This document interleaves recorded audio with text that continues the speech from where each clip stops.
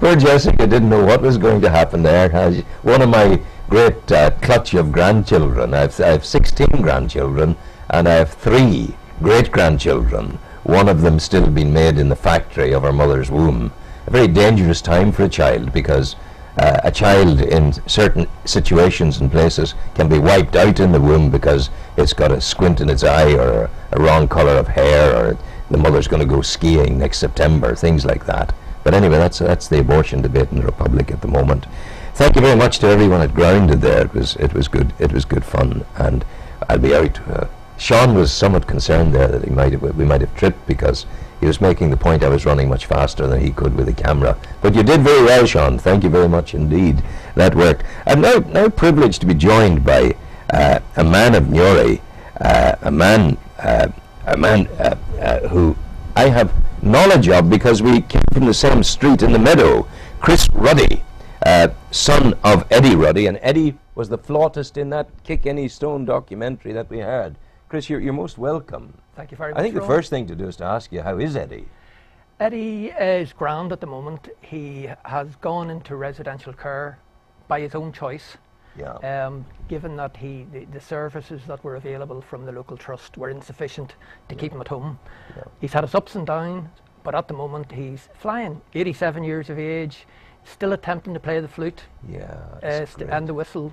His great one was Lonesome Boatman. Lonesome Boatman, yeah. Outdid the Furies. Outdid the Furies. Yeah. I'm going to ask you something now, and this is really pushing the boat out, but it's a sign of my respect for age and for maturity. Do you think it's even remotely possible that he would come in here someday with you, we would have coffee after the show, and that he would play the Lonesome Boatman sitting on that couch? I would say 100% mentally he would do it, but Yeah. physically he wouldn't be able. He had a stroke and was paralysed on the left-hand side, regained probably 80% of the movement. Yeah. However, he's very slow. He sticks with the flute now because it's slower. Why does God do that to people? Why does God take a talent, if there is a God, why does he take a talent like that of Eddie and give him a stroke that he can't play the music anymore, that he can't influence people anymore, that he can't enrich people's lives anymore, that he can't soothe the savage beast of awfulness in people's lives? It just doesn't add up. Well, my father had a triple whammy in that he couldn't play the flute, he lost the sight in his left eye, and he was an avid reader, and his left hand was paralysed, and he used a laptop. At 85 years of age, my father was emailing across the world. Yeah. And he lost all 3, so it was a triple whammy. But he has pulled himself back. He's slowly getting into using the Just ditch them. Sorry, I'm interrupting. Someone has given Sean, and it's distracting him. Just throw it away. Don't worry about it. Sean Rogers joining. It's nice to see you, Sean. Stay with me. Have a seat there, please. Sorry, now we're going back to your dad. No, we're talking about your dad. Oh yeah, we were saying yes, and who he had the triple whammy, had all the difficulties that he experienced. He had. But he has pulled back, and he's got a very strong commitment and very strong willpower. And through it all, his religion wouldn't have been shaken. No. Wouldn't have been shaken. Very strong man. That was the way in the old days. People had this great faith. Yes. And I see it in people. Father Gerard Fern, before he died, we talked about, Gerard's last word in the week before he went said to me, look, if this treatment doesn't work next week, that's the end of the mystery. That's the end of it. The mystery will be over.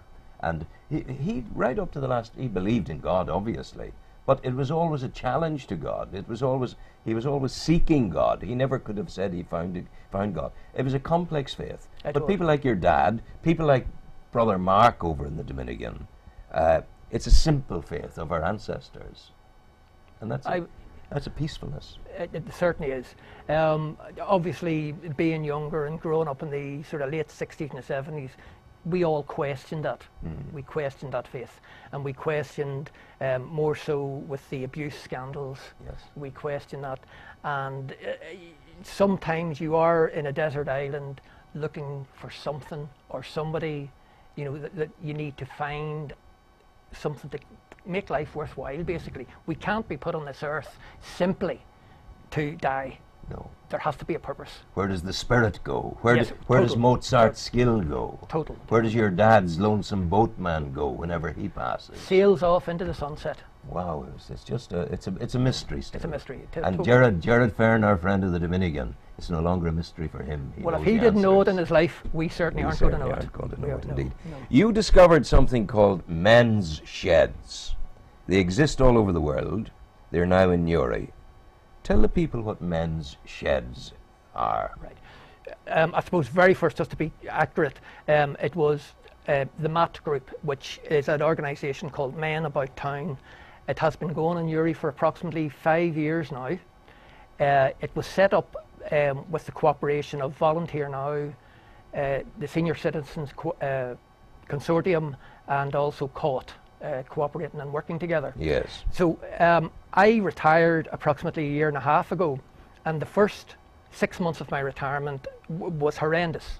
You know, routine, 7:30 every morning, coming home at 7 o'clock at night, speaking to people all day, and suddenly that stopped. And I felt there had to be something else. This is not what retirement is about. We had done voluntary work, myself and my wife and family, over there for this last maybe 25 years. Yeah. And my wife encouraged me to join the MAT group, which she Yes. was part and parcel of setting up 5 years ago. I joined the MAT group, and for me, it was a bit too sedentary. I was active. I felt I was still young enough to Yeah. follow activities and that. So a number of us within the group, we decided that we will try and push this a wee bit further to the next stage. Having said that, Matt's very important for people who are there doing it still. It totally, and while MAT would be our umbrella organisation, the Shed is a follow-on from MAT. Okay. A more active follow-on. Take us of into MAT. the shed. It's a nice image, men's sheds, where you gather the shed in the garden and you're poking at things and tying things together and doing things and all sorts of little adventures. Totally. And that's basically where the concept came from. It started off in Australia in approximately 1995. There was Professor Golding, and he carried out research on retired and unemployed men. And he found that health-wise, 1 in 5 were going to get a stroke, 1 in 3 were going to have a heart attack, loneliness, depression, right across the board. That is a savage beast, the beast of loneliness, because social people isolation sit counting the dots on the wallpaper. The stories of elderly people walking around supermarkets to get heat, Yes. for goodness sake. I would say that, well, you're talking about elderly people, yes, but a lot of these people are younger. Wow. I mean, our youngest member is 45 years of age. Yeah. And for, you know, that person is experiencing possibly what an 85-year-old person whose family are gone and friends are gone. So we felt there was a wider need than just older people. We initially were 60-year-old plus. Now we've dropped out to 45, given the economic situation that we're in, and there's so much unemployment, and you know, some people they are so active, have been so active throughout their lives, and suddenly that's pulled from them. It's a bereavement. You know, you've lost your job. It's a bereavement, and you go through the same grief as a person. Maybe not the same grief to degrees, but certainly mentally and physically. Yeah. The main shed, as you rightly say, it came from tottering down to the shed, you know, fixing a pan, Yeah. we putting a battery in a radio. This chap, Professor Golding in Australia, he felt that this should be organised. So in 1996, the first men's shed was officially opened in Australia. Yes. There are now 1,000 of them, up on 1,000 of them in Australia. In Ireland was the first country in the Northern Hemisphere to ever have a men's shed. And at the moment in Ireland, in the island of Ireland, we have 200 men's sheds. Now, where we are slightly different to some of the other ones, we have visited a number, and they do appear to be a bit employment orientated in that there was a number of sheds we went into. There were lathes, wood turners, and people were coming in the morning and doing their work. And my initial reaction was, That's not what sheds are about. that's work. Yeah. That's work. Yeah. Right. I did my 42 years working. I'm not going to spend my retirement working. So we have taken a more emotional stroke, physical well-being subject for our shed. Yes. So what sort of stuff do you do? Well, at the moment we are hopefully trying to get the members of the shed to produce a DVD video of what the shed's all about in Newry. Now this is totally in Uri. We have photography lessons. On a Monday morning we do physical activity. At the moment our group joins with the Reach group and we walk through Kilbrony Park, actually from the bottom car park up to the big stone, which beats me, no chance whatsoever. On a Tuesday, this is a social morning, and this came from Matt, the original group, where 15, 16 people come in, cup of coffee, biscuit, newspapers, radio, television. And where do you meet? Where does it happen? It happens, we just got a new premises in the Wynn, Unit 3 in the Wynn. It's the most unshed-like image that I can imagine. You really need a better place than that. It's a state of mind. The shed's a state of mind as well as a physical entity.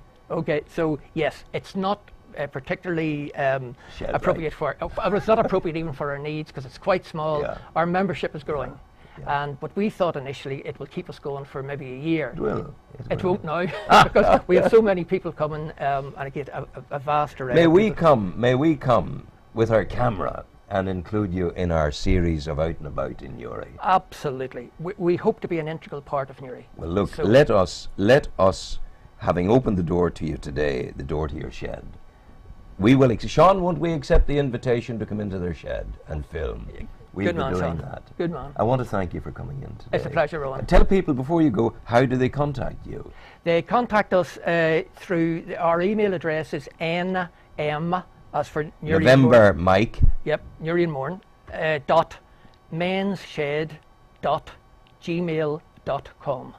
Okay, men's shed. nm dot mensshed@gmail.com. There's no apostrophes or anything. Straight lowercase the whole way through, no spaces. Okay, sit where you are till I tell the people what's going to come next. Thank you very much. Thank you for joining me. Pleasure. You're a Thank good you very man. much. Thank Sean, you. come to me and I'll talk to you. Coming very, very shortly on the program, my friends, the paranormal in Uri. People with experiences that are at best interesting and at worst frightening. And it affects young people in particular. We'll be hearing about that.